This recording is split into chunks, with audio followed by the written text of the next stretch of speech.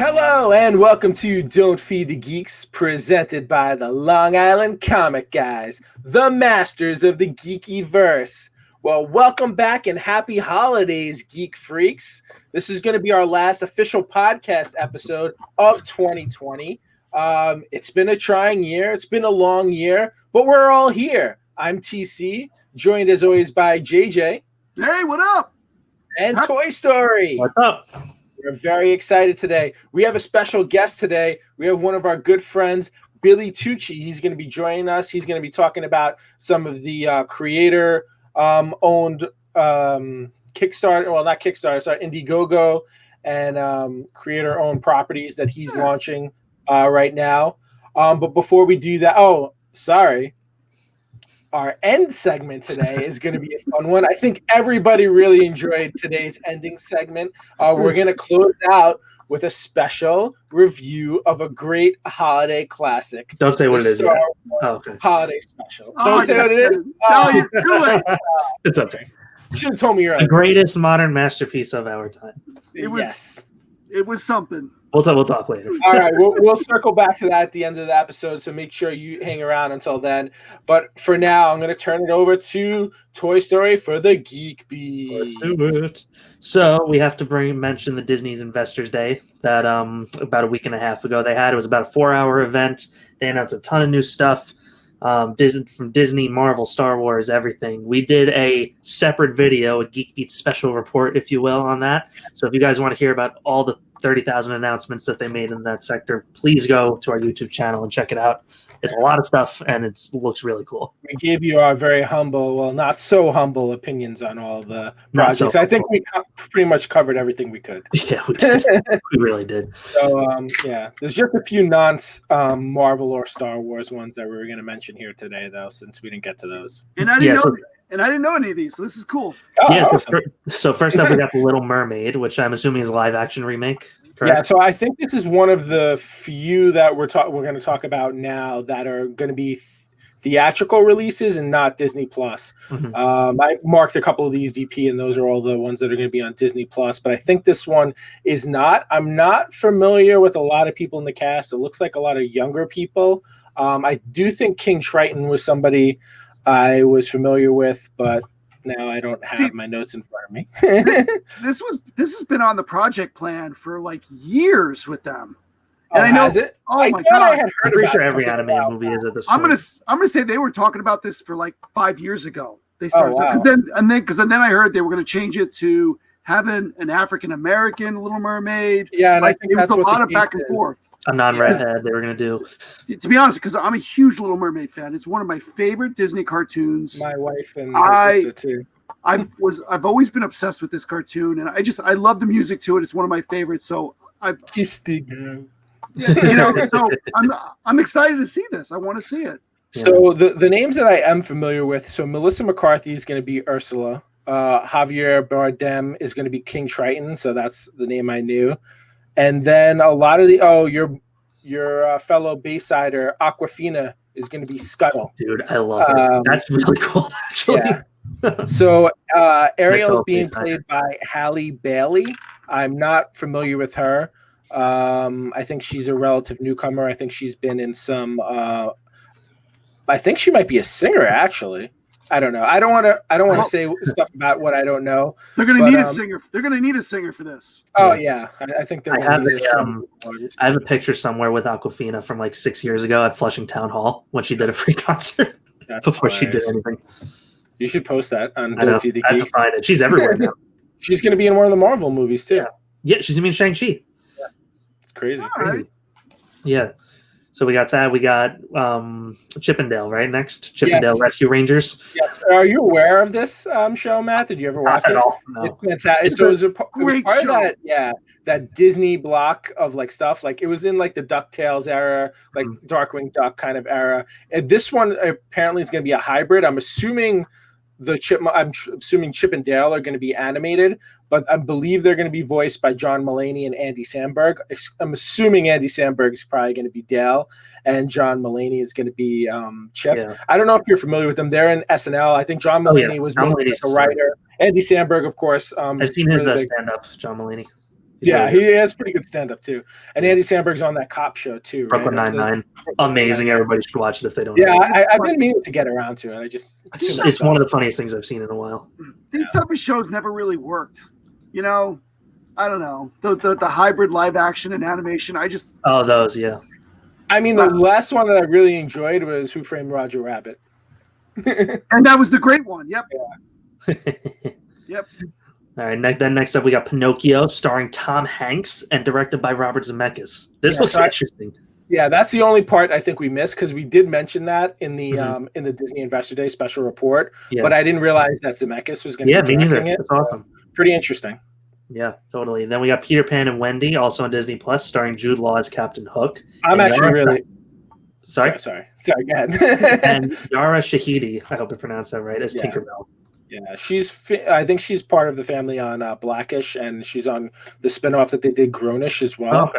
This is another one where I don't really know a lot of the other cast other than her. I think it's a lot of like young up and comers. I think they only have the name of Peter Pan, who they don't even have a picture on IMDb, is Alexander Maloney. Wendy is Ever Anderson. She looks like a really young child. And there's Tiger Lily is Alyssa Wanapatank, and I butchered that. I apologize to that young lady. But I love that. My daughter is randomly really into Peter Pan. Really? She likes the second one too. So I think that might be something we watch together. Nice. And this is the one I want to hear your guys' thoughts on the most because I think we touched upon it before. So we got Lightyear coming out 6/17/2022, voiced by Chris Evans. Now, here's my thing. Okay. This thing is supposed to be, because in Toy Story, Buzz Lightyear is a toy from a movie. Mm-hmm. So this is supposed to be that movie from the Toy Story. Yeah. Okay. I didn't know that. So that's what I was going to say. I actually almost like this separation because it gives like the actual character it's based on kind of a different personality than the toy. Like the toy is, obviously not Tom Hanks. It's the other guy. Tim Allen, yeah. And he's great as it. I mean, and I think I like that that's a toy, but I think to play like a actual hero version of him, like non-toy version, I think it's cool to go with a different personality. I'm actually really excited for this one personally. I now that I know that's what they're doing, it does make a little more sense. But I'm hoping that they do bring Tim Allen in somewhere. I'd like to see him do some kind of awesome. Like maybe there's a toy version of him. I don't know. I don't know. I wish it were Tim Allen still, like a less characterized version of him. It makes sense that the toy would have the voice of the character in the movie. I see both sides of it. I see both sides. I'm still gonna watch it. I mean, obviously, it looks really good. I'm excited for it. So that one is also going to be a theatrical release. So the other, it's weird what they're picking to be theatrical and not. It's kind of weird. So Chip and Dale, Pinocchio, and Peter Pan and Wendy. Those are all going to be Disney Plus originals. Uh-huh. And I believe they're films. They're not series. So okay, all right, nice. That's pretty cool. So, what? So on to I think we've covered everything Disney now. Yeah, let's never talk about Disney again. Years. And so instead, we're going to talk about Disney again when we talk about Mandalorian. So Mandalorian star Ming-Na Wen has said that she's going to reprise her role as Fennec in The Bad Batch. Okay. Awesome. That's an animated series, right? Yes, it is. It's going to be Clone Wars style. Right. Okay. Yeah. But it's cool to see this crossover of characters is like a common thing now, I'm really surprised maybe she could still be in other stuff too. I was really expecting her to be in there's no way I believe that Cara Dune and like her and like these other characters. I mean, at this point, even like, how you were saying Mayfeld the other episode, like I feel like all those guys are going to get a show together. Yeah. Like some type of like, I don't even know. Like I'd watch a Mayfield show any day of the week. That's funny. I know. 5 minutes and you're sold on this guy. Just a little bit. All right. Then next up, we got a new movie coming out, right, JJ? You told me about this. So this is cool. I don't know. I don't know where I saw this at, but I was never a big fan of her. But what's her name? Chloe Grace. Chloe Grace. I said that right? Chloe Grace Moretz. Right. Oh, the girl from Kick-Ass? So from Kick-Ass. So she's got a new movie out called Shadow in the Clouds, and this thing is wild. I'm not sure. Did you see the trailer, TC? Matt, did you see it? I skimmed it a little bit. It looks really cool. I really like her. So I don't know where this came out of, but here, the whole premise of this is, it takes place during World War II. She's a captain, a pilot. Apparently, they're not really making that, well, they do make that. She's a pilot, World War II. She becomes a crew member of a B-17 bomber, and she's got some really weird top secret package. We don't know what it is. They go flying, they meet some enemies. She takes the guns. She starts pounding these Germans or Japanese. I don't remember what it was. But then there's gremlins. I don't know if you guys know history of gremlins back in World War II. There was always a legend of, some of these planes that crashed, they were brought down by gremlins, which were little monsters that attack. I mean, this was a legend back even during World War II that would bring these airplanes down. But this movie, that's what this whole thing is about. It is wild. It is the craziest movie I think trailer I've seen in a long time. I like her. I don't think I've had. Yeah, I'm on board. I really like her. She's great. This is amazing. So when you guys get a chance, check this out. We'll put the link in our in the comments here. But it is wild. I'm gonna have to go check that out. Shadow in the Clouds. Yep. Yeah, pretty cool. Nice. Pretty cool. Nice. A lot of TV and movie news this week. Like it. I know. Next, we have some Anthony Mackie news, also brought to us by JJ, right? Yeah, this was another strange one. So Anthony Mackie's got a new movie coming out on Netflix in January. It's called Outside the Wire, and he plays an android who's human, in a human form, and basically, he's got to go outside this, the wire to go grab, different technologies. He's got to stop the world from being annihilated or blown up from these other faction, and it looks really good. I was amazed again. Here's Anthony Mackie doing this. Where did he find the time to do this? In between Falcon and Winter Soldier's been done, I guess. So no, I think they're still doing that, aren't they? Or season one's been finished, recorded. Okay. It looks really cool. Really, I love really him. I'm cool. excited to see him in anything, especially something outside of Marvel. Yeah, and this is on Netflix in January, so it's even better. It's a Netflix movie. Very cool. So there's one more movie that got announced too, and I'll just jump ahead on this one real quick. So there's a new Mortal Kombat movie which Hudson shared on the Don't Feed the Geeks account that I had just heard about, and apparently it's been in production for a while. It's coming out on April 16th of 2021. Theaters and HBO Max. Yes, and it has not a ton of people, no one that really jumps off the page. There's this guy, Hiroyuki Sanada, and I believe he was in Wolverine. He was the brother of the girl who was the main character. He's a recognizable face. And then the guy Makad Brooks, he was on Supergirl. He played Jimmy Olsen. He's playing Jax. But a lot of them are not a lot of really big names other than that. Kind of I don't know. So I don't know how much I'm expecting from this movie. If it's going to be, the expectations of Mortal Kombat 1, which was a really good B- movie, as opposed to Mortal Kombat 2, which was How many movies were there? I think there might have been more than 2, but I only saw 2. And 2 was yeah, I love the video game, but I think I'm done now with the movies. The first one was awesome. I love the first one. I think if they did a third one, it might have been a sci-fi only movie, a sci-fi TV movie. Is this one going to be based on anything that we've seen, or is it a reboot? Yeah, complete reboot. Yeah. I think that's probably better at this point. Yeah, definitely.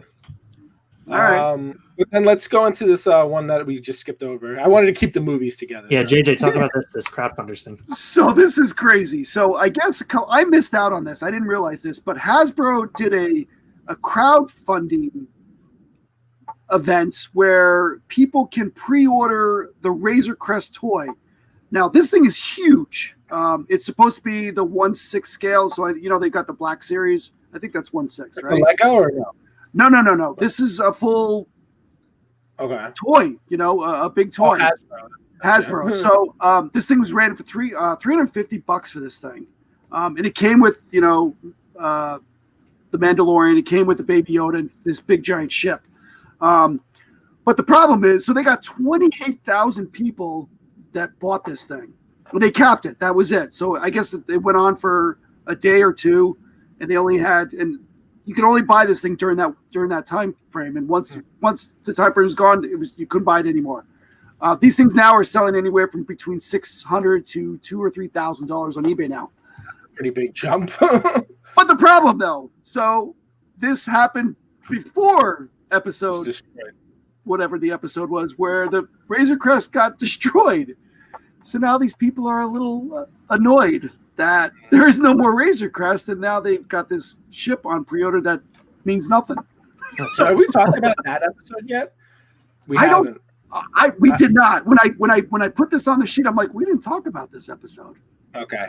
So let's just jump before we end it. Let's just jump into that real quickly. So what was the last episode we talked about? Was it the one? It's the last one. Which we one? talked. We didn't even talk about the last one. We took his helmet off. Oh, so we were a little behind.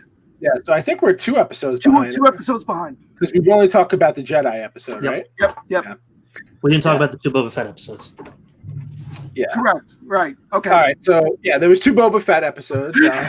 Obviously. So the first one. So I loved like that whole interaction. I think Boba Fett really shined there. So I felt like this was kind of like a moment that like it gave all the fans. I can't really get this word I'm trying to look, but it was finally like, oh, okay, this guy should mean something at this point. So he actually is an important character instead of him being in this movie for 5 minutes and then falling into a Sarlacc pit. I know he's had a great history in comics and stuff like that, but like, you know, there's like 90% of the population outside of like true Star Wars fans is like, yeah, we've only seen like 5 seconds of this guy. What's the big deal? So, I mean, this was finally his moment. And they even threw in something for the prequel lovers such as myself with that seismic charge from episode 2. Which was great. I got when that same sound. I was like, that sound. I was like, is it 2003? I've seen that before. Yeah, it was amazing. But that's where I came from. Yeah. So in that episode, you know, it's also cool. Sorry to interrupt you. To see the inside of the Slave One like that. Remember the part where it was turning and you could see it from inside the cabin where they were sitting. That's pretty cool. Yeah, we never seen what it looks like. And that was pretty exciting too, because you don't know. You know, you can visualize the size of this thing, but you can't visualize like how big it is on the inside. Yeah. So that was a pretty cool feature. But going back, so this was the episode that the Razor Crest got destroyed. Yeah. And then we've got Grogu, right? Grogu, whatever. Baby Yoda. Either is fine. Hopefully reached out to a Jedi. What do we think? It's interesting. Yeah. Do you guys think we're going to find out who that Jedi is before the end of this season? I think we'll see a silhouette. I don't think we're going to see any more than a silhouette. I thought that. I don't think so because they already did that in season 1. That silhouette thing with Boba Fett. Remember when he walked up to what's her face in Tatooine? Yeah, that wasn't how they ended it though. Yeah, but they still already. Yeah, maybe. I figured because they did something like that already. I think they did it again. I was leaning more towards you're going to see like him standing in front. I think they're actually going to go the opposite, where you're going to see them and then like cut to black or something. Yeah, that would be great. That would be like oh. Oh, you see the silhouette. Samuel Jackson. I mean, I feel like they could throw anything at us right now. Yeah. Like they're throwing that at us. It could be Sebastian. I mean, I think we're going to get Luke Skywalker. I don't think it's going to be until maybe season 4. I'm telling you, we're going to get Luke Skywalker, and it's going to be this freaking Sebastian Stan guy. I would bet money on it right now. I'm putting $500 on it. Didn't Mark Hamill tweet about that? Didn't Mark Hamill tweet about that, Sebastian Stan? I think. Yeah, it basically means it's a done deal. Yeah. Unfortunately, I just read yesterday that we're not going to get season 3 until Christmas of 2021. That's fine. So I mean, that's on Christmas.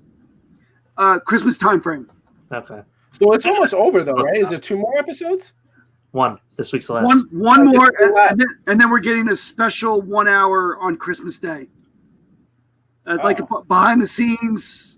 Oh, so yeah, but that doesn't count. So that episode, we got a blown up Razor Crest. We got Baby Yoda reaching out to somebody. we got these dark troopers, which were robotic. They weren't even human, which was quite interesting.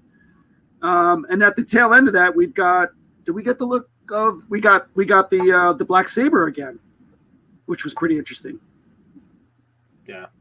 So what's his name? Moff Gideon? Moff Gideon. Moff Gideon has Grogu right now. Yep. I keep thinking like the Hector from Breaking Bad in the wheelchair is gonna roll in with his like little dinger. No. All right. So I mean that doesn't really completely cover it. I mean, we got Ming Na back in that episode 2. We found out she's rolling with Boba Fett. What's the name of her character? Fennec? Yeah, Fennec. Yeah. So, it basically ends with Boba Fett agreeing to help him, and he goes like right after, basically the scene that we were talking about earlier. So the Mandalorian and who else was it? Fennec that was with him at the time? They were like trying to save Baby Yoda. And then all of a sudden, freaking Boba Fett gets his armor and absolutely destroys like 45 troopers on his own and like 2 transport ships. I mean, it's unbelievable. I mean, by far the most badass scene that the Boba Fett has ever had ever. Yeah, and you had a lot of mixture of different. You had. He used everything at his disposal. But then you also had, you had a little homage to, Indiana Jones with a boulder coming down and running over a stormtrooper, and stormtroopers still can't hit for crap. Yep. And then we had a new kind of stormtrooper, the Mortarman, which was interesting. Which is the guy that was in yellow. He had the yellow stripes, and that's a Mortarman, which was never been shown. Oh, that's cool. And if you notice, what he was firing like a type of thermo detonator. But if you looked at what it was those little things that are on the back of the stormtroopers, the little circular things. Oh, I did not know that. If you think about it, all the stormtroopers are carrying thermo detonators, like whatever those. Makes sense. They carry those when you're playing Battlefront 2. They can throw thermal detonators, right? I know. These weren't the circular ones. These were the cylinders. Gotcha. So it was interesting to see that. So also I wanted to say, crap. All right, keep going. You guys go. We'll move on. All right, one last thing before we move on. So I saw this too today, JJ. This Tom Cruise story. But we didn't talk about the second episode. Oh, I'm sorry. Continue. I didn't realize we were doing a full review of both of them. Let's just do it quickly. Yeah. We'll do it real quick. Second episode was Boba Fett painted his armor. I like that. Dude, that's awesome. And I've seen a lot of people like. I noticed your dislike. I saw the way I thought about it, and this is actually the most specific thing I wanted to talk about from that episode. To think about how long it's probably been that he didn't have it, and to like finally get it back. And he's like, screw that. Like, he wants to like really take care of it and like make it pristine. Like, I actually liked it. I mean, I liked that it still had the bump, but they cleaned it up. He looks fresh. He changes out his colors a little bit. He's going black now. He looks sleek and slim. I thought it was great, personally. It fit a lot better than when he got it. Because when he got it, it looked like it didn't fit at all. I don't know how he got into that thing. Sit-ups on the way to that planet. But yeah, I don't know. It just didn't. I don't know. I liked it. Yeah, each his own. So last episode too, I want to say he also had that great scene. What was it with a bantha staff? Is that what those are called? Yes. Yep. He was destroying people, like completely cracking over stormtrooper helmets. I was like, that was pretty awesome too. Before he, I really like the black underneath his armor too. Yeah, I do too. Black cloth, they looked cool. So you got to figure. So what stormtrooper armor is crap. Basically, yeah. Gotta be. I mean, how many of these are they mass producing? I'm sure they're basically just plastic. Yeah. At least they're keeping that theme from the original trilogy where they're crap. Yeah. If all of a sudden now stormtroopers started to be able to take laser blasts, then I'd have a problem with that. Yeah. But yeah, so the last episode. I'm sorry. Let's talk about that real quick. So Bill Burr. Yeah. Mayfield. Great. Love this guy. Again, I mean, I've said this so many times before that he needs his own show or needs to be more in a show. I mean, this guy hit it out of the park. Mm-hmm. Again, I was really not expecting that like emotional scene that he had. Like, yeah, not at all. Where he's like, he has that backstory. And I just read today that the battle he was talking about is actually featured in one of the video games too, one of the Battlefront video games, Project Cinder. It's like a specific scene in the game, I guess. And he was like, it was like a deep moment for him that I didn't really see that coming for his character at all, who's been like mostly like, comic relief for the most part. So it was pretty surprising, and he really did well. I agree with you guys 100%. He knocked that scene out of the park. Mm-hmm. That's great. And then, it was good. My favorite part of that was both of them, the Mandalorian and him, putting on the Stormtrooper outfits, and he took his helmet right away. So it was interesting to see him again, right? Well, just him wearing a Stormtrooper, no helmet, and even walking around with the other Stormtroopers with no helmet on.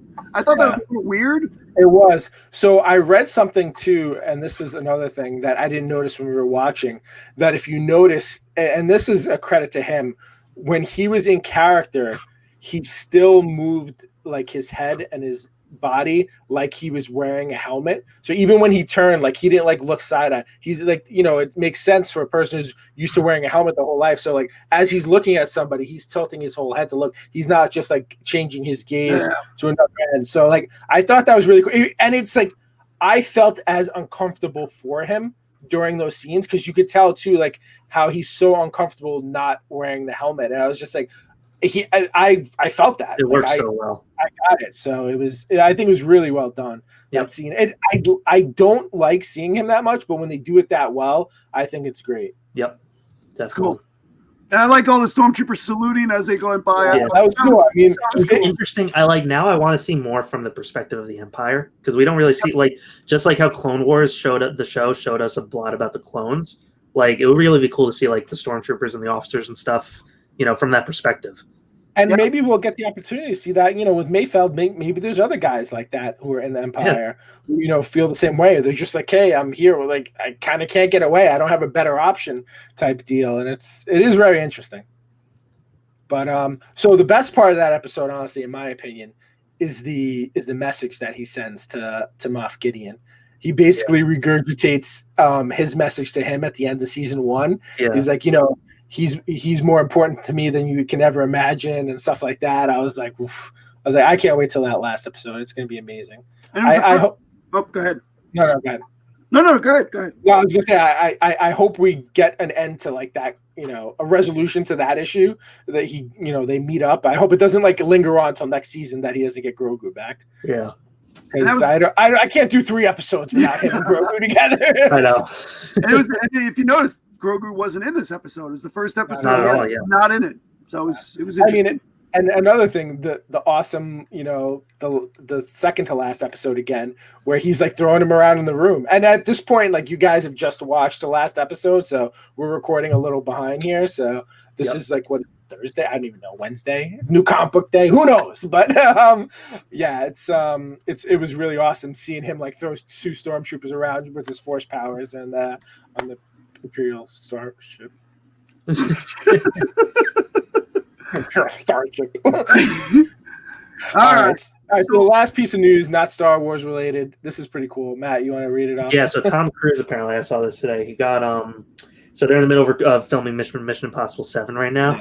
He apparently went ballistic on set when he noticed 2 crew members were like super close to each other without masks because they have like super strict COVID guidelines in place. And he was like screaming and cursing like this, this, that, and the other thing, and just screaming at everybody to get their act together, or he's gonna fire them. Yeah, it was crazy. So I learned more about it. So did you guys both hear like his like little? I didn't actually listen to it. No, I listened to the whole thing, and then I heard someone talking about it. So, I mean, it's funny because normally in situations like this, no one would be on Tom Cruise's side. But given like the circumstances, people actually are siding with him. Yeah, that's like, he spent $500,000 of his own money setting up like a cruise ship to like so people can like successfully social distance within the area, not mix in with people from other places. I mean, he said he's like, listen, I'm on the phone with producers, people insurance companies every single night, like all night long, just trying to make sure that we're following the guidelines and getting this movie made, because other production companies and people, they're looking to what we're doing to, get their movies made. Yep. He goes, we're trying to keep people, we've got thousands of people employed here. We're putting food on people's tables. We're putting people's kids through college. I was like, you guys can't screw this up. And, when you put it in that way, he's not wrong. So, follow the rule. He went, he lit them up. I was like, whoa. I was like, because in the video, you don't even know what he's talking about. You have to find out separately. Why is he even yelling at these people? But it is what it, I'm sure those guys are under tough scrutiny right now. Oh, yeah. I'm sure. Doesn't want them to get shut down. Mm-hmm. So that was it. Hope it all works out well for Mission Impossible 7. Yeah, seriously. All right, so next we're going to be joined by our good friend Billy Tucci to talk about everything going on in his world as our final kickoff of 2020. All right, guys, we want to welcome our good friend Billy Tucci to the show again. I think this is his third time on the show. We're very excited to have Billy back. Billy, welcome to the show. You have two here with a video. Yes, that's true. This is the first time you're on a video. That's right, yeah, because I was only on with the podcast. You got me into this thing. I know, it's terrifying because, I really do have a face for radio. We tell people the same thing, but they still come back for some reason. So you have two cool projects that you have. One right now is currently on Indiegogo. It's Haikyo. Yep. Haikyo is the sequel to Return of the Warrior, which was our first crowdfund. Oh, Jim, thank you for buying that. Thank you. And she came down and helped us out. JJ came down and helped us out, fulfilling. Thank you so much. That was fun. That was a fun Saturday. It was fun. And it's doing great. We have 72 hours left for Haikyo. We're over 92,000. So insane. I gotta be honest with you. My goal is to hit six figures. Awesome. By the time this campaign ends. That'd be great. So we got Friday night it ends. Or Saturday morning at 3 a.m. in the morning or something. And let's see if we can hit it. Let's see if we can hit that 100,000. And when does this show? Monday. Monday. Cool. So it's gonna be over. No, that's all right because because what's cool is on Monday is when we launch the Haikyo Indiegogo. Kickstarter. All right, nice. So we're going Kickstarter with I'm actually working on the cover right now. Nothing at the last minute, but so if you missed out on the Indiegogo, you can join his Kickstarter campaign now. Yep, and we found that a lot of people prefer Indiegogo and a lot of people prefer Kickstarter, and that they feel comfortable in their own in that platform. And when we announced that we were doing it, we had over 1,000 backers on Kickstarter for Return of the Warrior. So we're like, you know what, we have to honor those. And our motto is no fan left behind. Because I'll sell to anybody. I'll sell to Walmart. I'll sell to Kmart. And that's how I view these platforms. And I love them both. I love Indiegogo. I love Kickstarter. They've been really good to us, and I'm just psyched, man. I'm pumped. I think everybody deserves a little. Everyone deserves a little Billy Tucci, right? There we go. That's true. Everyone needs a little Billy Tucci in their life. And the good news is Billy Tucci's little, so it's perfect. So, Billy, why don't you tell us what exactly does Haikyo mean? Oh, well, I'm glad you asked, TC. Haikyo, actually, so basically what the story is that at the end of Return of the Warrior and Anna, in Return of the Warrior, Anna's life is completely, her warrior past is far behind her. She is currently now, she's a single mother raising her teenage daughter in Brooklyn, New York. She is now the curator. She's a cultural curator of the Brooklyn Botanic Garden in Brooklyn Botanic Garden. And her life, her life is simple. It's easy. It's not very easy, but it's normal. She has a normal life. And again, as I said, her warrior days are far behind her, and then it all comes back through a series of events. And there's actually a copycat she-killer out there. And it's all the story of her trying to stop this killer, because now the killer set sights on her daughter Hotaru, which is her 15-year-old daughter, and it ends with Hotaru being kidnapped by this copycat she killer, and now Anna and Masahiro Arashi, who is her lifetime enemy, her lifetime antagonist, must team up together to save Hotaru. And but then again, there's a little twist. Did this particular she killer, is he actually the real she killer? And did he kidnap Hotaru, or did he steal her away to save her? And Anna's walking into a trap. So it's pretty cool. But the whole thing takes place, and Haikyo means the ruins, and it all takes place. This final big battle takes place at the ruins of on Roosevelt Island, which is in between Queens and Manhattan. There's an island. It's a giant island in the middle of the river. If you want to know that, though. and the 59th Street Bridge spans over it. Yeah, you can take the tram over there. What's that? Tram. You can take the tram there. Yeah, you can take the tram there, take a subway, or you have to take a boat. That's the only way to get there: tram, subway, or boat. And the whole the climax of Haikyo takes place at the place called the Ruins on Roosevelt Island, and the post proposed to be haunted. And basically, it's this massive crumbling structure of this castle-like smallpox hospital that was built in the 1880s. And I think that's where I played softball. What? I think I played softball there. Oh, okay, yeah, yeah, and it's still standing, and there's caverns underneath it, and things like that, and the whole battle takes place there.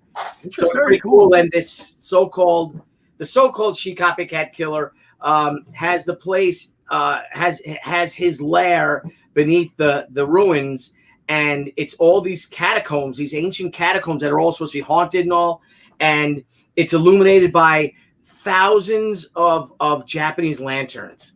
And cool. He's got a collection of all these weapons and all war relics, samurai armor, swords, pistols, Japanese Japanese soldier cavalry swords, spears, all these weapons of war that were used by evil people. And so it's also a ghost story, because all these weapons are inhabited. The ghosts use these weapons as a vessel to keep them, I guess, on Earth, because they don't want to go to the real world. Huh? Yeah. So the battle takes place, and it's a ghost story. It's a thriller. It's a samurai story. It's a family story. So I think it is. But I feel in my heart that it is the greatest single issue of She ever. Awesome. I'm very excited for this. I know. I was checking out. I did finally pick up a copy today. I sponsored or backed your Indiegogo, and the hardest part was which cover I was going to get. So I went with the Gatecrasher edition. Yeah, isn't that gorgeous? And Billy, I'm going to show pictures of these overlay when we so I'll have this overlay. But you got what's his name, Jeff Chapman. Jeff Chapman. So this is an incredible cover. It's digital, which it doesn't look digital to me. No. It is absolutely stunning. I think it is the most dynamic She cover I've ever seen in my life. And somebody showed it to me on Twitter and just tagged me in it. And I'm like, oh my God, what is this? And I looked up his name and I tracked him down, and he's awesome. He lives in New Jersey, and he's an incredible artist. And it's just a real privilege. I'm like, could I use this for a cover? So you found this? He didn't reach out to you? No, I reached out to him. Wow, that's awesome! Holy cow! Yeah, and it just blows me away. It looks like what I would want the She movie poster to be. It looks like a real picture. I'm in shock just looking at it. Like, and again, I think it's one of the most dynamic She covers I've ever seen. She illustrations I've ever seen, and it was used as our $90,000 stretch goal. Everyone got the trading card, which you did. And then it was for the $85,000 stretch goal. And then for the $90,000 stretch goal, everybody got the Debbie Tucci. Yeah. That's her posing for me back in 1994, 93, I think, 93 for the very first. No, I think it's 94. It's 94. Because I think she was posing for like She number 4 or 5 or something like that. And Yeah, it was, and I'm like, honey, I need your help. You got it. She's like, oh, and was she all right with? I gotta ask, was she all right with that? No, she's not all right at all. But I'm like, honey, but it put us over $90,000 because everybody wants that trading card. I'm like, you're gorgeous. Look how beautiful you are. Come on. Will she be signing those? She will. If people request it, she'll sign them for sure. That's funny. She'll definitely do it for you, Jim. Oh, okay. Well, thank you. But yeah, I got that one. And then these other covers, you had this Joni Brosas. Yeah, Joni Brosas is a cosplayer, and she is a designer. She's a voice actress. She's a huge cosplayer. She's beautiful and she's adorable. And we met her at San Diego Comic-Con, I think 2017. She showed up, she's like, I want to do this. And we're like, you'd be a beautiful she. And she ended up making her becoming she. And she's just beautiful. And we never had a cosplay cover. So it's our very first ever cosplay cover. So it's fun, man. And that's what's so great about being an independent publisher and being a self-publisher. You do whatever the hell you want. There you go. And it's great. And if the fans respond to it, that's great. If they don't, then And that's what's cool about Kickstarters, Indiegogos, is that it really does put comics back in the hands of the fans. And if the fans respond to it positively, you'll know that immediately. If they respond to it negatively, you'll know that too, and just by sales. And I love it. I love this. I love this complete. I mean, I love Diamond. I love comic shops. But the way the industry is skewed today and how Marvel and DC dominate it with all of their events, or I think a lot of them are scams, what they do to try to push books and forcing retailers to spend all this money they got to spend how many hundreds of copies on Captain Marvel #1 to get a specific variant or something. They can't, they don't have the money for us independents. By the time it comes to us, when it comes time to order that in the previous catalog, they've blown all their budgets on Marvel and DC, some of the big, Image and things like that. So this crowdfunding is really a great alternative for us to sell directly to the fans. And the thing is with crowdfunding, I think with Return of the Warrior, I think it might have been a total of 8,000 comics. That's not a lot. All those variants, that's probably 300 of each. Yeah. That's it. And they all come signed, and then you get a bonus comic. It was $25 for a book, free shipping.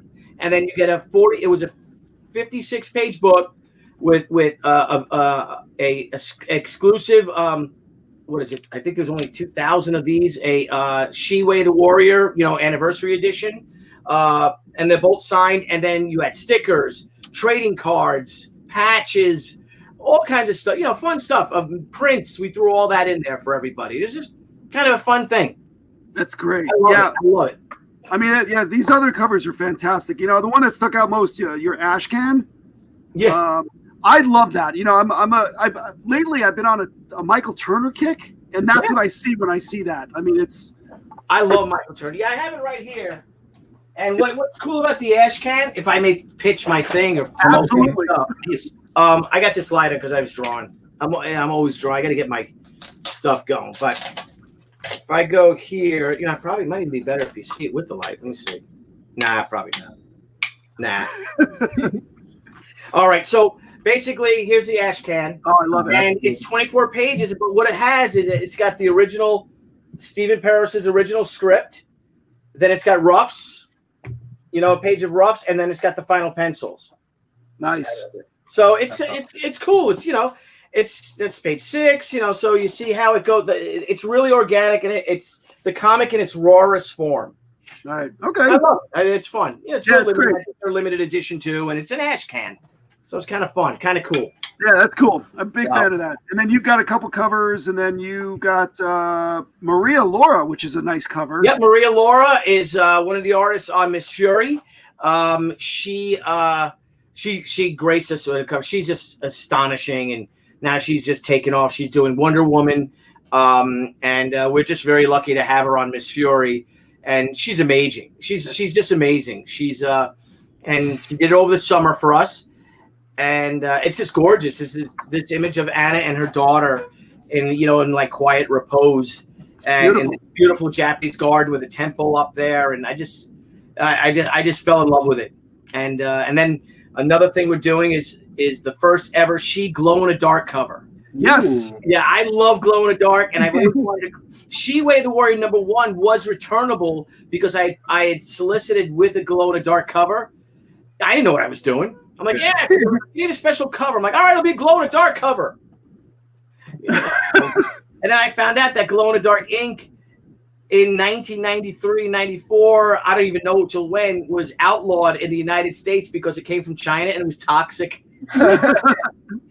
So Marvel used it, I think, in 92 and 93, but after like early 93, they, our printers refused to import it, or they weren't allowed by law, something like that. So what's going to be glow in the dark on that? Is it going to be the ghost? The ghost? Yeah, Oh. around there's the ghost. See, now I'm gonna have to get this one now. Damn you! What I love about the glow in the dark is that the glow in the dark is cheaper than the hardcover, and it costs like twice as much more to make it. Yeah. It's so expensive because, like, I guess we can get. So I had to buy this giant vat of glow in the dark, ink, and then so the goal is, I'm like, listen, we want to save that ink because I want to make a special. This book is slated to be solicited in April. This book is almost done now, and our goal is to send it to the printers early January, and then fulfill in February into March. And then in March, we're going to launch the 462-page She Omnibus Edition, Volume 1, which is the first 16 issues of She, which includes the Tomoe miniseries and the whole entire Way of the Warrior story arc. But I want one of the... Hey, Matthew. This is my son, Matthew. I miss him, Mr. Michael Eck, right? Look. What's up, man? How are you? What's up? So, but we're going to do a special She #1 facsimile edition, but it will have a glow in the dark cover finally. That's awesome. So that'll be our little special. We'll have our big hardcover giant omnibus edition, and then if somebody wants to buy the comic, the She comic, you can get a She, with the glow in the dark cover finally. I think I'm gonna have to get that omnibus. That'd be cool. Yeah. It'll look good in the bookshelf. There you go. Yeah. Good stuff. Oh, good snow. How about that snowstorm, huh, fellas? My son just brought snow in. It's looking good outside. At least it didn't hit you with a snowball. What's that? Blow off the ceiling from a gust of wind. Really? Cool. It looks gorgeous outside. Oh, that's beautiful. I love before it's touched. Then when it gets all dirty and they plow it, then it's like, get it out of here. Yeah, exactly. So yeah, we're excited about this. I can't wait to read it. It's very cool. Well, thank you. Yeah, I tell you, like I said, if you like Return of the Warrior this far, well, it answers everything too. Return of the Warrior ended on a cliffhanger because it had to. It was just there's a lot of story to it. Right. But I'm so proud of it. I'm so proud of Team She. I'm so proud of Stephen Perros, who's our writer on the project. Brian Miller, of course, the colorist. Gardenio Lima, who does my finishes. And I got to tell you, he's a far better artist than me, man. He's unbelievable. He just blows me away. He is so great with his pencils and the detail he does in them. And Mindy Lopkins, our artist. Niall Scala, our pal Niall, is our designer who designs all the covers. And it's just a great team, man. It feels so good to be back. I feel reinvigorated. I feel like it's 1998, 99 again. And you also have you don't have your arm at best, so you must be happy. I'm all good with my withered arm. There you go. They said after Thanksgiving I could start, working out again. But after New Year's I'll start, get back in shape. Yeah. But I had that sucker. I was all messed up. But if I'm gonna do something, I got to go all the way, right, and really screw it up. There you go. That's the only way to do it. Yeah, if you're gonna tear your bicep muscle, tear the whole thing off the bone like I did. So the other project you had going on was the Miss Fury, which I'm so excited for. Yeah. Where are we at on that? Miss Fury looks beautiful. That too is approaching 100,000. We just made, or Dynamite's making an announcement. If we hit 100,000, I'm going to be doing a special 8-page story, an additional 8-page story to the comic. It's going great. It's we got the two artists on it. We have Maria Laura Sanapo and Edu Mena on it. And it looks beautiful, guys. I mean, these guys have captured the spirit of June Tarpe Mills, who was Miss Fury's creator. And for those of you who may or may not know who she is, Miss Fury is the first published comic book superheroine or superhero comic character that was created by a woman. It's the first published one. Who knows? I'm sure women created other things. Miss Fury was the first one. She debuted 6 months before Wonder Woman. Yeah, it's a great story. She has a great background story. Yeah, she does. And she's June Tarpey Mills was, she did it for 10 years. It was in strips, and then Marvel reprinted them. And it's incredible. Just what unbelievable the amount of detail and the backstory. And it's, they're fighting Nazis and gangsters and mad scientists. And she's got this. I mean, she's Catwoman with the original black unitard with the cat mask and the cat ears. Basically, what Catwoman looks like now is Miss Fury. Yeah, it's a beautiful costume. She has a beautiful. It really is, and it's simplicity. And I mean, what's more sexy than just that black shape? And so we have her in Joy Division. It's called Miss Fury Joy Division, and I bet some of the people out there are aware of the band Joy Division, one of my favorites from the '80s. But where they got that name from was Joy Division was during World War II, the Nazis took out of the camps the Jewish women out of the camps and gypsies and stuff like that. And when they were leading them to the camps, to the work camps, there was two gates. One gate went left, and that went to the work camp, where they were basically worked to death, starved to death. To the right, though, they would go through Camp Joy. And in Camp Joy, these women were taught, they were coiffed, they were beautified, they wore beautiful clothes, they were taught, they were fed well, all this, and they were literally turned into sex slaves for the German army. And they were repeatedly raped. So in many ways, they suffered a fate worse than death. Mm-hmm. And this is the story of Miss Fury is sent to Germany to capture the head of the Joy Division and bring it back on war crimes. Wow, that's awesome. And she comes across her old enemies, and she's got to team up with the Baroness. But it's a real human story. It tells about the horrors of the Joy Division. It tells about what these days it's so easy for someone to call somebody a Nazi. You hear that everywhere. You Nazi. Oh, you're a Nazi. You know what Nazis are? These people have no idea what Nazis really were. They were the most evil people ever put on the side of the world. Them and like the Soviets, the top Soviets and all. They were monsters. They were savages. They were the most disgusting things ever to spew out of humanity. And our story is her going in there, and basically what she does is she ends up liberating the women of the Joy Division, and then they go after the Germans like a female Inglorious Bastards, all in the Miss Fury costumes. That's awesome. I'm really excited for them. So how far away from the 100,000 are you guys right now? Miss Fury is, if I can go find Miss Fury, I think is at 95,000.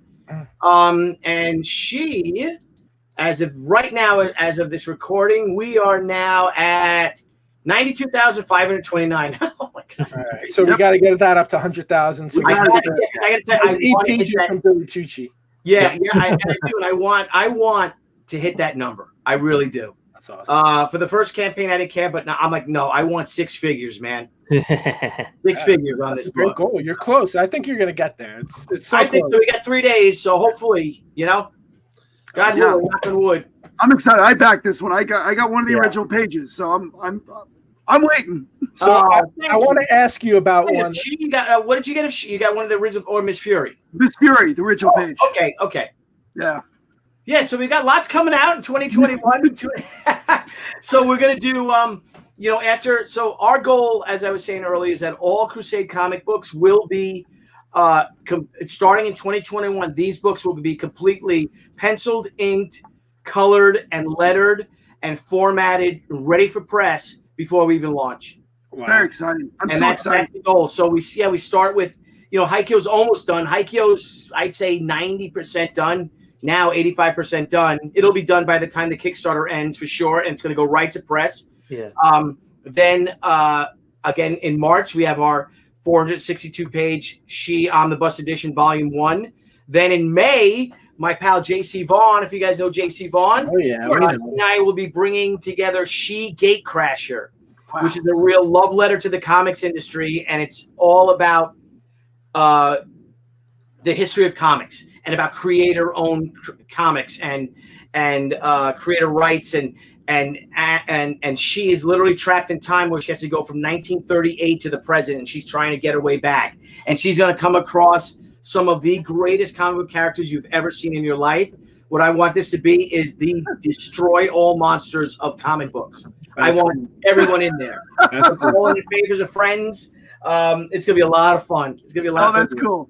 We're going to go through all the different genres of comics. So she'll go through a Western genre. She'll go through World War II fighting Nazis. She'll go through, aliens. She'll go through the psychedelic age of the 60s, the Wortham time, the Wortham episode will happen. She'll go through the black and white explosion of the 80s. So that's cool. Into the 90s where she, the bad girls explosion, she'll be fighting bad girls, into the 2000s with the big zombie craze. And it's all about her trying to get her way home. But the underlying message is all about create her own comics. That's cool. It's all action. It's just fun. I'm going to put her in a cowgirl costume, fighting. It's going to be so much fun. I want to do Formula One stuff. I want to put her in a Spitfire flying, in War Comics. She's flying that in the Battle of Britain scene or something like that. It's going to be great. It's going to be great. Awesome. Very cool. So I want to switch gears here, if you don't mind. So, because we got a couple more minutes here. So, you also do another project, Pop XP. Yes. So you've got your own YouTube channel where you, Niall, and you guys bring guests on. You basically, you bring on artists that either have a crowdfunding project going on or hope to have one. I do catch a few of these things when I can, and I love them. They're actually really cool. I actually bought. I've when I say bought, I've backed a few of these. So I'm very excited for them. What's going on with that? Give us an update on that. We are celebrating this week. We are celebrating our 250th episode. So we're gonna have a big party. And why we created is, and it really was a part to inspire me. I wanted to talk to other creators, and I'm down with OPP, man, other people's projects. So I want to promote other people, other content creators. Yeah, you know me, PC. So the whole point of it is to promote other comic creators, to promote their projects, to promote independent, but also because it's the Pop XP, we now are interviewing a lot of mainstream creators. We had Walter and Louise Simonson on a few weeks ago. We've had a great cornucopia of creators. My friend Thomas Lennon from Reno 911, he was on a few weeks ago, and it's just a conversation with creative people, and just to talk up what their projects are, what they're into, what books they're following. We start talking about, like you guys, not dissimilar to you, the news, what's going on in entertainment, what's going on in comics, and we just want a real positive, real positive show. And again, it's a lot like you guys. It's almost like just hanging out in a comic shop and just talking stuff we love. That's the West vibe we go for. So that's where this was born, kind of. Yeah. I mean, last week you had Greg Hillebrand on. I mean, he's awesome. one of my idols. I love Greg. Yeah. I want to have him on our show, and I may have to reach out to him. Like, I'll make the introduction. Greg's birthday, Greg's 82nd birthday is January 23rd. We're going to have him on for a birthday show. Nice. And I love Greg Hillebrand. I've been friends with Greg for 25 years. And I'm like you. I'm always when I'm around him. But I said, would you do it 45 minutes to an hour? And he's like, yeah. And like that, the hour was up. He was talking, and then I'm like, okay, we got to go, because we you know how it is with the hard deadlines. They're coming up on now. And it's you don't know. You're like, I don't know how's he going to talk. Is he going to be into it? And he was so into it. And we're going to do a little tour of his studio, hopefully, with the show, and that's cool. And have a nice birthday celebration with him. Yeah, we want to bring people on to wish him a happy birthday. Yeah, absolutely. That's cool. Quick story. Like when I first met him, I was at a showing at Metropolis in the city. What's one of the Star Wars, Matt? What's that? What's one of the Star Wars artists? I forgot his name. John Cassidy, wasn't it? John Cassidy. John Cassidy. So it was Okay. it was basically his art gallery show that he gone. So I went there. I was Cassidy's just great. it was really cool. So I'm sitting there, and you had the Greg Hildebrand poster up, and I have one of these posters that he signed. Yeah. And I'm looking at it, and then this old lady comes up. She's like, "Do you really like this?" I was like, "This is one of my favorites. I love these, the Hildebrand brothers." And we just started talking. She's like, "Well, would you like to meet him?" I'm like, "Oh, I'd love to meet him one day. I mean, that would be really cool." Well, here he is, and it was his wife, and I was like, "What is going on here?" It was a total that's great craziness. Yeah, he's a prince. He really is. And I hope if you like, Jim, I'll invite you, all you guys. You want to come on when he's on, and we'll just wish us and tell that story. I think we'll get a good. I almost passed out. It was really weird. It was really. It was so surreal because I'm like, "Oh my god, he's in front of me," and it was just. It was weird. Every year we do it's at the Morristown show. Mm-hmm. The Morristown, it's the Garden State Comic Fest. We do the Garden State Comic Comic Fest. Fest. Yeah, I saw him there last year. Yeah, and they come every year, and then we all go to dinner. That's cool. So you guys come. You come with us. Why not? Yeah. We're there. We'll definitely come this year. We usually get like Chinese, like take over the whole room. We'll sit at a table. We'll sit at a table with Greg Hildebrand, and we'll share dim sum. There you go. Down for that. Nice. So out of all these guests, was there any big surprises, like book wise, by story wise? Like, was there any surprise that you like? Oh my god, this is fantastic. I mean, I know they're all good. Yeah. But like, is there one that sticks out in your mind that? Oh, geez, we had so many. Having your idols on that which we've had, and of course now I'm drawing a blank of all the hundreds of guests we've had on the show, but. Oh God, you caught me off guard on that. I mean, 'cause we end up laughing and stuff, getting insight, oh geez, oh boy. Oh. Yeah, you catch me off guard. I'm just trying to think, you just Yay!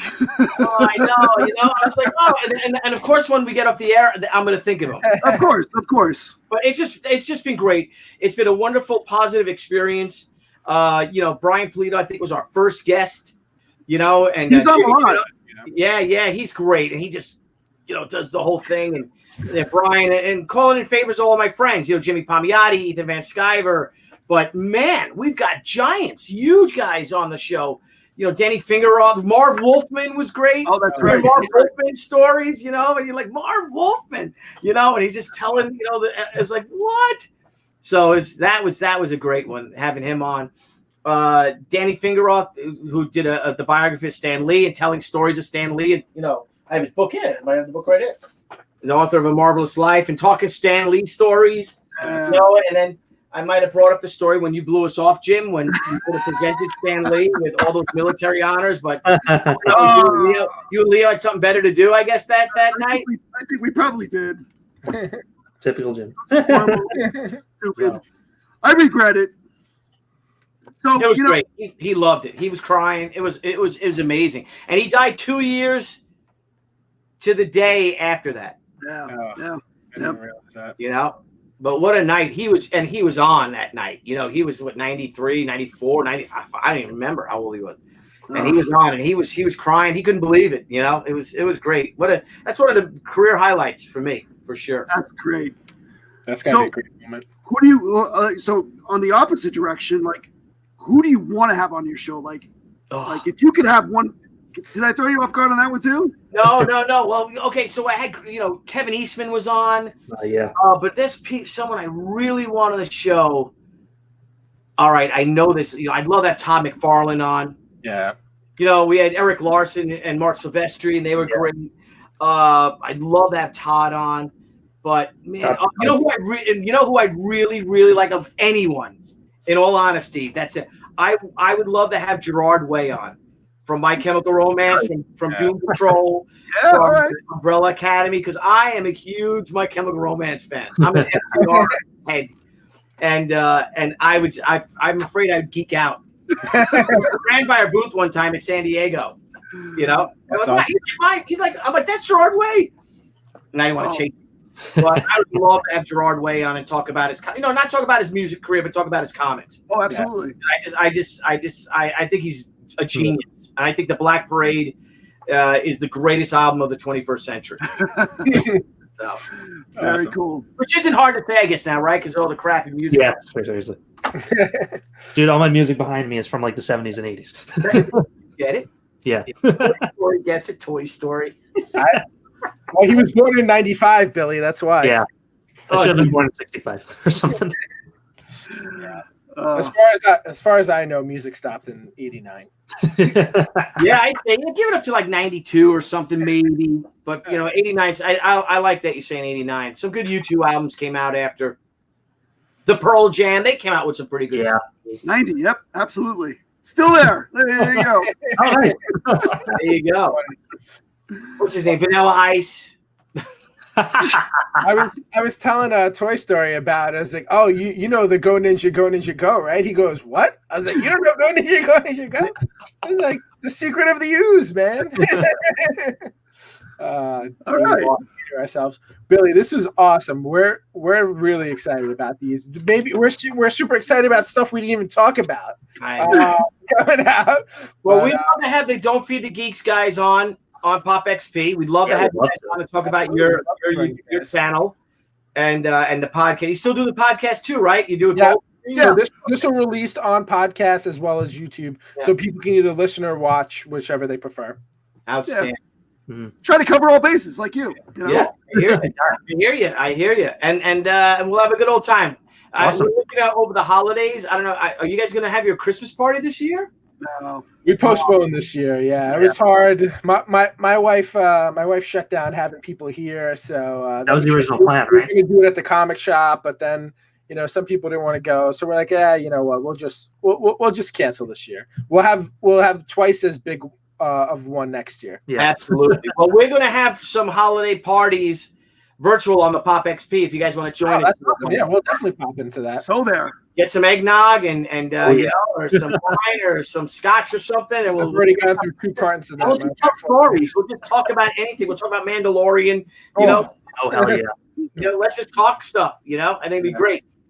Awesome. Good stuff. Thank you so much, Billy, and we look forward to talking to you again soon, buddy. You too, guys. Great to talk to you. Have a very Merry Christmas, Happy New Year. Thank you. Thanks for having me on. I will send you guys I'll send you an email with the StreamYard links and see what you guys want, what date works for you.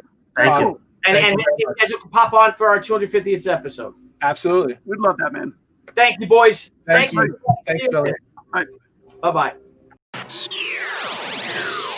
All right, thank you again to Billy Tucci. Always a character, as always an animated bringer of life. So we appreciate him joining us again, and I'm sure we'll have him join us again in 2021.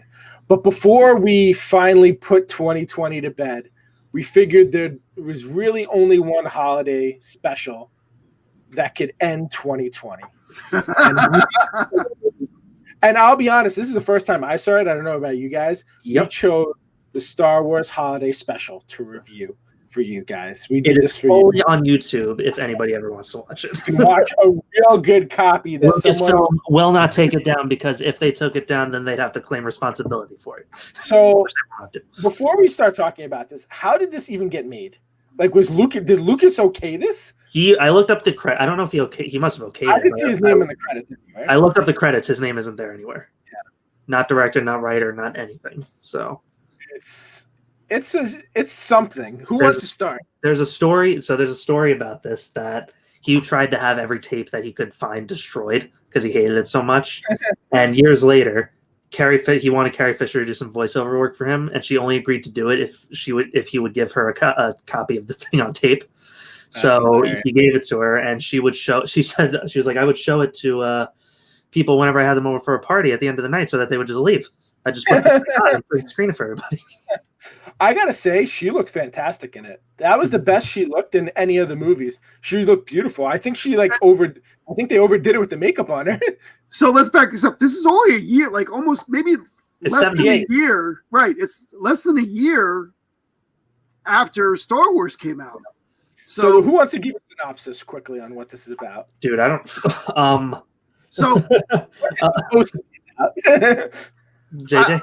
Yeah. So this movie. This was what was it? CBS. I don't know. It played instead of The Incredible Hulk. You guys know that the Incredible Hulk and Wonder Woman were pushed that week for this to be on television. So this was a television special. It was based off, the Star Wars franchise, 1978. Right off the hype. So It brought back, this was on TV. It brought back all the Star Wars characters. So we had Harrison Ford, Mark Hamill, Princess Carrie Fisher, Anthony Daniels. I'm going to say Kenny Baker. Peter Mayhew. James Earl Jones apparently lent his voice. Yeah, well, we'll back that up a little bit. Yeah, it may have been. So this was a TV show, and it started off basically, what is it called? Life Day? Han's trying to get Chewie home to Kashyyyk so he could spend Life Day with his family. That is right. That's the entire thing. So basically, we're on Kashyyyk. But if you notice, one of the officers called it Kazook. Did you catch that? I was like, Kazook. Not. So so apparently Chewbacca has a wife, has a son, and his father. Nala, a son Lumpy, and his father, Itchy. It's very, very, very well done with the naming here. So these characters. So behind the scenes. So these actors. So Lumpy, the boy, the child. That was actually an older lady. She's been in a lot of things. She was Twiki in Battlestar, not Battlestar, Buck Rogers. So have you ever seen Buck Rogers, the little robot? She was inside of that. She's been in a lot of movies. She's actually pretty well known. And then the two other characters, the wife was actually there was a guy inside of that.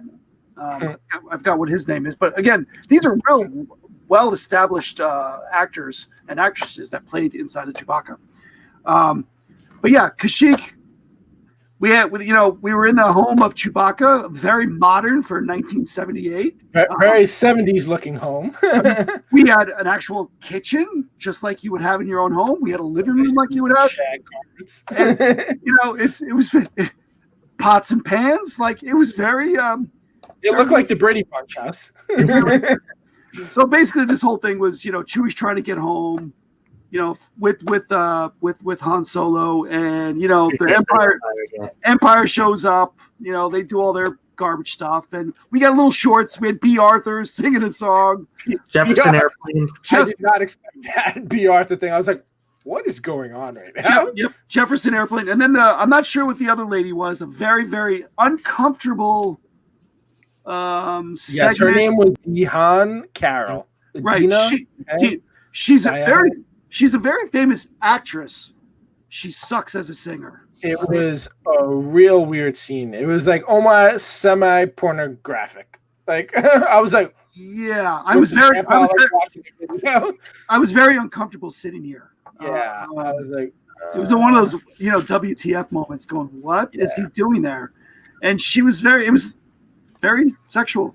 So Mark Hamill was also in it, and what I wanted to ask you guys was this like right after his accident? Yes, they put heavy makeup on him. Because I was like, he has a lot of makeup on. The car accident. I could notice that there was like a scar like going down. Yep. I think it was the left or right side of his face. I was like, this must have been right after the car accident because this is a lot of makeup he's wearing. Like he was wearing more makeup than Carrie Fisher was. It was caked, and it was caked on. Yeah. Made him look unnatural. Yeah, really weird. And then I noticed when they had that last weird scene after when Carrie Fisher was singing her song, which actually wasn't bad. If that was really her singing it, she did a decent, half decent job, I think. Yeah, not what I expected. But he covered, I think, that side of the face where like the scar was semi-visible. So that was really the only other time you saw it. But really weird. I mean, like there's like in the beginning, Lumpy's like using that chess set. They have one in like their living room or whatever it is, and they have this like freaky like Cirque du Soleil like holographic thing that he's watching. I'm like, what is this? Did you know that it was tape decks? It was those Radio Shack tape decks, the small ones, right? No, the big ones. So the big, you put a cassette tape in, you drop it down. It's got the 5 or 6 buttons. Yeah. So there was 2 of them at each corner. I was like, those are Radio Shack tape decks. It was hysterical. It was weird. So there was a few good moments in it. I think the cartoon was pretty interesting. That was interesting. I wish if it were animated a little better, I think I would have enjoyed it a lot more, but I would have actually enjoyed it. That was Ralph McQuarrie animation, actually. Yes. I didn't Yes. notice that, yeah. So I think Boba Fett wasn't bad. Luke was okay. Han Solo was awful. Horrible. And, like, his face was like hanging down to his chest. I didn't like the weird 3PO like bouncing out of his like thing. It was weird. Like, but the story, like, I would have watched an hour of like a good story of that before I would have watched the live action stuff again. What? So here we had Boba Fett, who's a good guy apparently, but then he's bad. But then he takes off, says, "I'm going to meet you again," and just I'll meet you again in Empire Strikes Back. Like, why would he fire? And then if you notice, it started off with the Starlog, blah blah blah blah. Like it was a total Star Trek moment. Yeah, it was like they were watching like a TV show or something like that. Like, so strange. My favorite was the cooking show that they was watching. So do you know who that guy is? Whip, stir, beat. Yeah, with his hat. That's Harry Corman. He's a very famous comedian back in those days. He was on the Carol Burnett show. It was like a variety show. He was on that. Yep. By far the funniest character, because I don't find Carol Burnett funny at all. I actually hate Carol Burnett's humor, but he's hilarious. Have you ever seen Blazing Saddles, Matt? Mm-hmm. He's in that too. He plays like I forgot what his name is in that, but he's like good friends with Mel Brooks too. He's been in a few other Mel Brooks. Yeah, he was the mayor. Yeah. He was by far the best part of this. That was great. The stir whip, stir whip, stir whip, stir whip. And then we had the famous R. Carney, which, I mean, this guy's a legend. I don't know why he would do this show. I think it's probably money. Money was probably involved. But he played the traitor, and, you know, I really liked his character in this. I like R. Carney. I mean, he's always been one of my favorites back in that time frame. I do remember this being on TV.